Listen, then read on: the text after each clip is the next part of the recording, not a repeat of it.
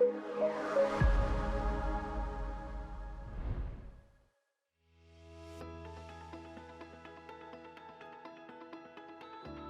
today we're going to be going over the Rad Network Solutions single jacket, single armor, ranging from counts 12 to 576 in a dry solution.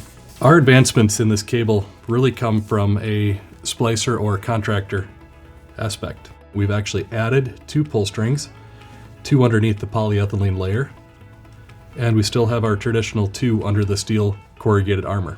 By opening the first 2 pull strings, it'll leave you with a steel core, and you have very small risk of cutting through the corrugated tape into the buffer tubes. Once the pull strings are removed and the cable sheath is removed, you'll be left with a full intact steel corrugated armor that can be bonded with a bullet bond or a pinch bond. Other improvements come in the form of the buffer tube. Again, these are our dry 12 count buffer tube. You'll notice our buffer tubes are very flexible and have a very tight bend radius. The benefit of that is when you're storing them inside a splice enclosure, you have a very low risk of a kinked buffer tube. So you can see this is very doable with our buffer tubes. Very small storage coil. These are an easy access buffer tube, so whether you're using a buffer tube shaver or a buffer tube slitter, they'll open very easily, exposing the 250 micron glass.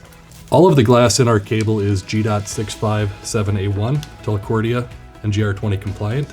On the exterior, we've also implemented laser indent printing on our sequentials. So during cable jetting or placement, you're guaranteed to have a readable sequential when the cable's placed.